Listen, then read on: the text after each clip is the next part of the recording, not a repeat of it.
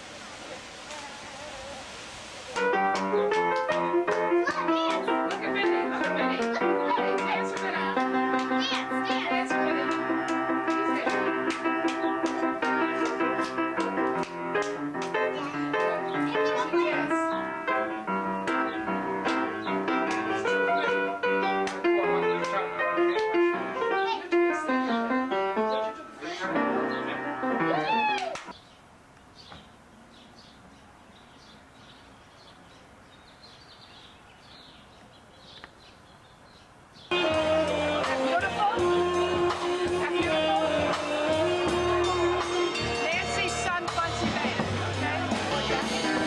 Said all of me, why not take all of me? Can't you see? I'm no good without you. Sit down, everybody. Relax for a minute. I'm the best looking of the Clark brothers, as you know. And you'll be meeting a lot of the family at today's party. I would like to introduce some of the members of my family, the Florida contingent of the Clarks. First of all, winner of the Cheryl Teague's Lookalike Contest, my wife Karen Clark.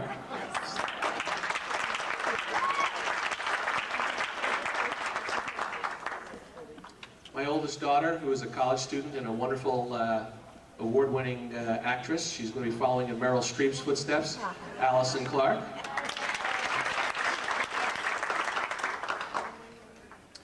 She's a high school student, and her soccer team were Florida State champions this past year. Emily Clark.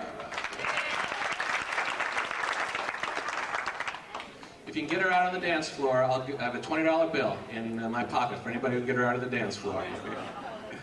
And then my youngest daughter, she's a terrific singer and a soccer player and a softball player, and her name is Lauren Clark.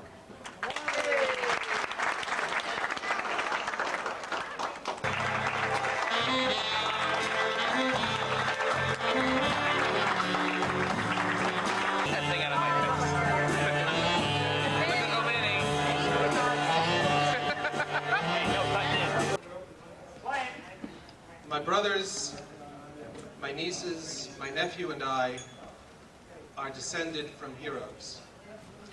We're descended from my fourth great-grandfather, who risked being hanged to make the dream of freedom possible for generations that he would never know by putting his name on the Declaration of Independence. We are descended from men and women who stepped with great uncertainty onto Ellis Island to make a better life possible for themselves and for their descendants. Mom and Dad, because of your union, rich ethnic and cultural rivers flow from your ancestors into your children and your grandchildren. And with gratitude for that, and for the many gifts you share every day, and in the presence of friends and family, and in the presence of all who have come before, we wish you many more years of joy and love.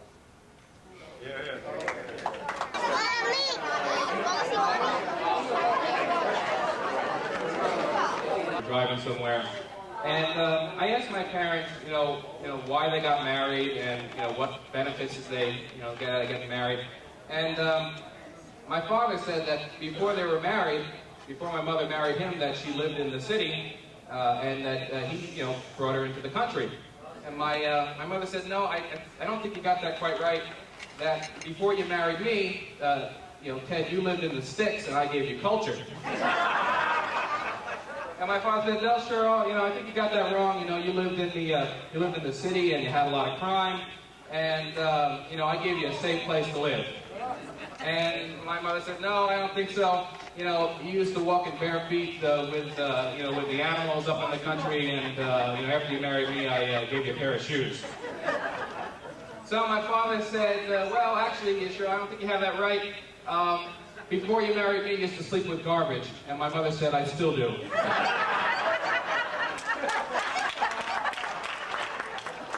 Whereas the town of North Hempstead recognizes the importance of its senior citizens, such as Shirley and Ted Clark, who contribute in many ways to the high quality of life that residents of our town have come to enjoy. And whereas Shirley and Ted Clark married August 1st, 1942 at Fort Benning, Georgia, while Ted was the first lieutenant in the United States Army, moved to Albany, Oregon, and then to Manhattan after the war, and moved to Albertson 40 years ago, where they raised their 3 children, Roy, Vincent, and Ted, while being active in various community activities. And whereas Ted, while working for the United States Customs Service, was active in the Boy Scouts, Little League, and Knights of Columbus, and Shirley active in St. Aidan's Church activities, American Cancer Society with Ted, and the parish school as a teacher aide. And whereas they had 4 grandchildren, Allison, Emily, Lauren, and Matthew. And whereas on this date, family and friends are gathered here at the Veteran of Foreign Wars Hall in Albertson to celebrate the 50th wedding anniversary of Shirley and Ted, and the town of North Hempstead would also like to join in this tribute. Now, therefore, let it be proclaimed that Sunday, August 2nd, 1992, be declared a day of special recognition throughout the town of North Hempstead for Shirley and Ted Clark, who have contributed to the stability and growth of our community through the 50 years of marriage. Benjamin L. Zern, Supervisor, Town of North Hempstead. Happy anniversary. We are delighted to send congratulations as you celebrate this milestone in your life together. We hope you will have a special day of rejoicing and remembrance. We join your family and friends in wishing you every happiness on this day, and always, God bless you, George and Barbara Bush. Ted and Shirley will be remembered in the prayers of the Pope this week. Off you go.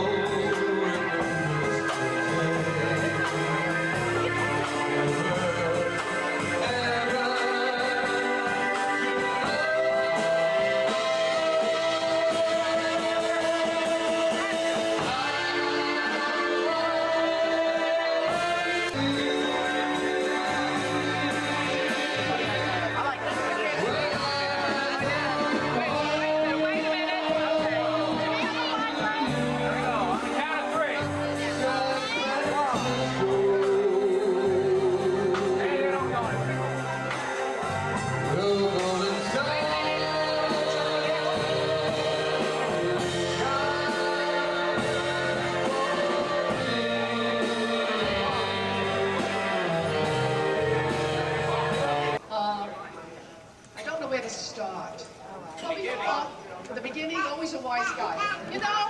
Always a wise guy. First of all, if you will just pick up your cup and look at the saucer under the cup, and one of you people have a sticker, and that person who has a sticker wins the centerpiece. 24 years ago, oh, you can't hear me, then we have a double thing. Okay, can you hear me now? Can you hear me? I don't want any. Can you hear me? A little louder. I can't help it if you're old and you're deaf. Maybe I should try the other mic. Ted and I argued all week about who was going to speak. 50 years, Ted talked as much as I do, we wouldn't have lasted the 50 years, believe me. I want to welcome all of you. I'm overwhelmed, Ted and I are overwhelmed. I want to acknowledge Ted's sister, Pearl, who was my maid of honor at Fort Benning, almost forgot, 50 years. My brother Pete, who is either stuck on the thruway or negotiating for the Perry Mutual clerks. I don't know why. He may make it. I hope he does. I want to acknowledge, my grandchildren and my children, and we will talk about that because I like to have a big ending, and you know who's going to be talked about at that time. You talk about romancing the stone. My cousin Bill, we prayed for him 2 days ago that he should be passing the stone, and he did. And he's here today. Bill! Hey, come on. Come on, you want to do sega mastichichi with me? I don't care if they don't look Italian, but they do know sega mastichichi. Okay. There were saints here on earth. My grandmother, Speranza, she was called Mama Speranza. She was the mother of the entire neighborhood. She was a saint. My mother, who is God's gift to the Marino clan, she is a saint, as are so many others. My parents put me on the train, and they said, Shirley, we don't know when we're going to see you again. My cousin Mary and I were all set to go shopping. I had my blood test, and Ted had to love me to marry me without knowing the results of my blood test. They put me on the train, and they said, Shirley, here's all the money we have. And they gave me $80. And when God bless us, I had one relative in Fort Benning, and he was my mother's nephew, Morton. And we saw him the day after we were married. And he said to me, congratulations, Shirley, but I don't have a wedding present for you. I was never to see him again. He gave his life at Anzio. If I had my life to live over, I would do the same thing again. Well, maybe not. I would make that 21st call to Perry Como and say, come on, you want to marry me or what? And then he'd say, oh, what? And he'd hang up. And of course, my second choice, no, it wasn't you, Ted. It was Joe DiMaggio. I sent a message to him, you know, come on, you want to marry me or what? He said, I don't know who she is. I said, come on, Florrie and I, the whole one, we used to go up to Yankee Stadium on Ladies' Day, and I was there in the grandstand between first and home. Did you know me? He didn't, we lost him. But anyway, I went to the mountains and got Ted. All right? Fine. And thank you, this is the reunion. God bless you all. Shirley, how did you make those boys? And I guess the answer is only God knows how we made them. If Ted and I have taught them anything, and I'm very proud of the fact that my boys are very honorable men, and we have taught them, if God has given you a gift, you share it, you don't keep it. They've done that. They have wonderful, wonderful families. I love my granddaughters like they were my own daughters. And my grandchildren, oh, Madonna mia, my grandchildren, if I talk about my granddad, I go absolutely crazy, as all the Marinos do. Okay, and if we have taught them, the one thing, and I know we have, is to keep the faith and pass it on, then we know that God is pleased. We thank you, boys. We thank you, girls. We thank you, grandchildren. We thank you, Matthew. Marietta and my mother are watching this. Marietta is saying to everyone up there had to be 500 people. And my mother is saying, they not only had filet mignon, you know they had hors d'oeuvres. God bless you all. Everybody knows that Ted's favorite song is Home on the Range. Home on the Range. So, the three brothers and I would like to sing a cappella, it's an Italian term, Dad, our version of my dad's favorite song.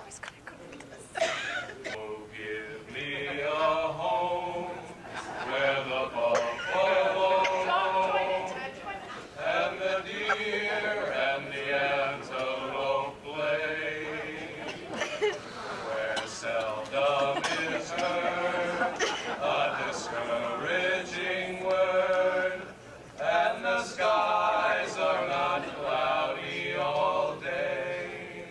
we'd like to say that if our father could come up and sing a version of the song, this is how it would sound. I need you to listen very carefully. Oh, give me a house with an Italian spouse, with that raven-haired girl on the phone, with 3 kids that are great, well done meat on my plate, and a TV remote of my own, sauce on the range, with some pasta and sharp provolone. After 50-some years, full of laughter and tears, I still look like Sylvester Stallone.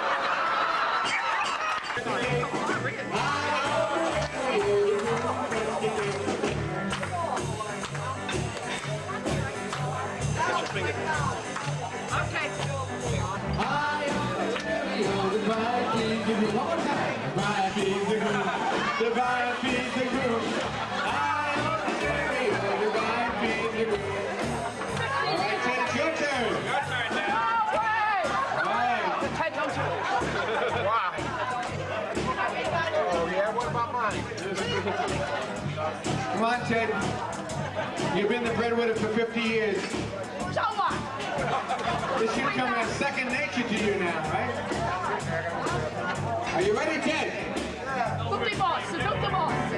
And the groom beats the vine. The groom beats the vine. I want the stereo. The groom beats the vine. One more time. The groom beats the vine. The groom beats the vine. I want the stereo. The groom beats the vine. And we all want some cake. We all want some cake. We all want some cake. Oh, it's delicious.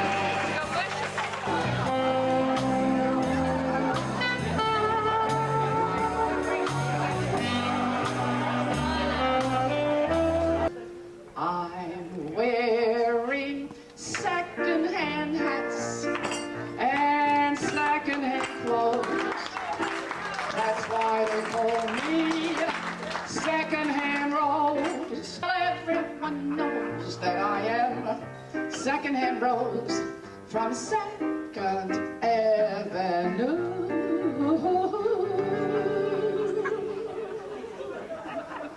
From Second Avenue. I'd like to take this opportunity to thank my professional manager, Mr. Lou DeLuca. He got me my first job on Broadway. Well, it was East Broadway. It's okay. Okay. Curtain up like the lights. We've got nothing to hit but the heights. You'll be swell. You'll be great. I can tell. Just you wait. That lucky star we dreamed about is here. Honey, everything's coming up. Roses for you and for me. Let me entertain you. Let me make you smile. I can do a few tricks. I'm old and that's a new trick. I'm very versatile. And if you're real good, I'll make you feel good. I want your spirits to climb. Just let me entertain you, and we'll have a real good time, yes sir. And we'll have a real good time.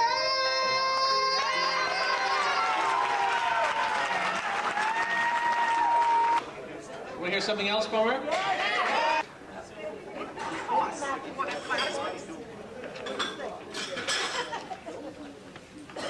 If there are any agents in the room, if they come up and see me afterwards,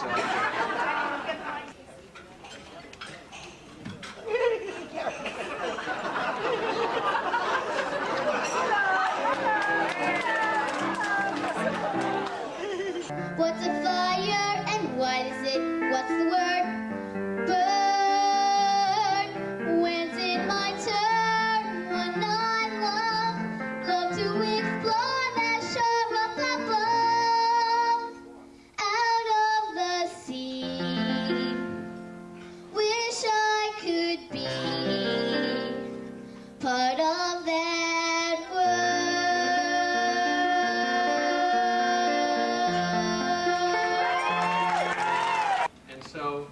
really does have talent, so the pressure is on him to perform.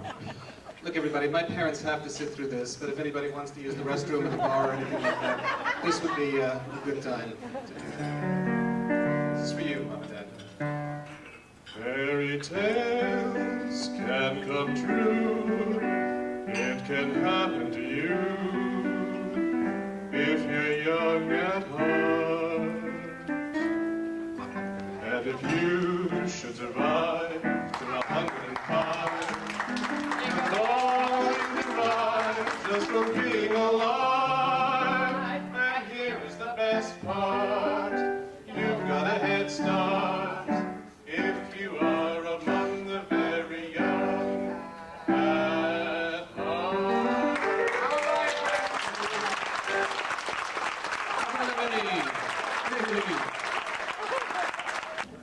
How about a nice hand for Roy and Shirley, the tennis show.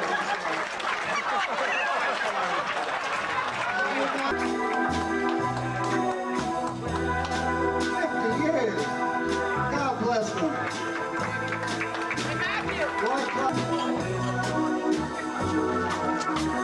Kids in the staff room, will you please join Mom and Dad?